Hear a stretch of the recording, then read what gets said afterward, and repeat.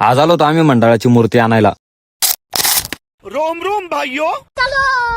पहिल्या वेळेस आलो होतो आम्ही तर मूर्ती बनवण्याचं काम सुरू होतं, पण यावेळेस पूर्ण मूर्त्या बनवून तयार झाल्या होत्या. एवढ्या सुंदर सुंदर मूर्त्या होत्या ना, सारखं बघत राहा वाटत होतं. गाडी रिवर्स लावून घेतली आणि सगळ्यांनी मिळून मूर्ती उचलून घेतली आणि गाडीत ठेवली. त्यानंतर आम्ही आलो होतो देवीचा शृंगार घ्यायला. शृंगारचं आणि वटीचं पूर्ण सामान घेऊन घेतलं आणि निघालो. आमचा निल्लू डॉन तर एवढा खुश होता ना, जिथं बँड दिसला तिथं नाचत होता. थोडं चिखलीच्या समोर येत नाही तर मूर्तीचा पूर्ण हात मधातून चिरला होता. त्यात आमची काहीच चुकी नव्हती बरं का. ती चुकी पूर्ण कारागीर लोकांची होती, कारण की आमच्या सारखे 4 ते 5 मंडळांसोबत सेम तसंच घडलं होतं. एवढे 8 दिवस अगोदर येऊन मूर्ती बुक करून आमचा काहीच फायदा झाला नव्हता. त्यानंतर आम्ही परत आलो आणि मूर्ती एकदम व्यवस्थित उचलून ठेवून दिली आणि दुसऱ्या ठिकाणी मूर्ती घ्यायला गेलो. मूर्त्या बघून घेतल्या आणि त्याच रेटमध्ये एकदम सुंदर आणि मोठी मूर्ती भेटली होती. थोडंफार मूर्तीचं काम बाकी होतं ते काकांनी करून घेतलं. यावेळेस मूर्ती मोठी होती त्यामुळे जास्त पोरं लागले होते उचलायला आणि त्यात भीती पण वाटत होती काही नुकसान झालं नाही पाहिजे म्हणून. एकदम आरामात मूर्ती ठेवली आणि निघालो घराकडे. रस्त्यात येताना प्रेमाचे माणसं भेटले होते, त्यांच्यासोबत बोलून निघालो घराकडे. आपल्या मंडळाचं पहिलंच वर्ष होतं, त्या हिशोबानं गावात एकदम खतरनाक माहोल झाला होता. अख्खा चौक जाम झाला होता. एवढा माहोल आमच्या गावात अजून पण नव्हता झाला. त्यानंतर आम्ही देवी बसवून घेतली आणि देवीचा शृंगार करून वटी भरून घेतली. आरतीसाठी आम्ही धाडचे बबलू वागुडे दादा आणि अनिल कुटे दादा यांना बोलावलं होतं. त्यांच्या हातांनी मस्त आरती घेतली. आमच्या गावाचं नवयुगी मंडळ तुम्हाला कसं वाटलं कमेंट करून नक्की सांगा आणि व्हिडिओ जर आवडला तर फॉलो नक्की करा.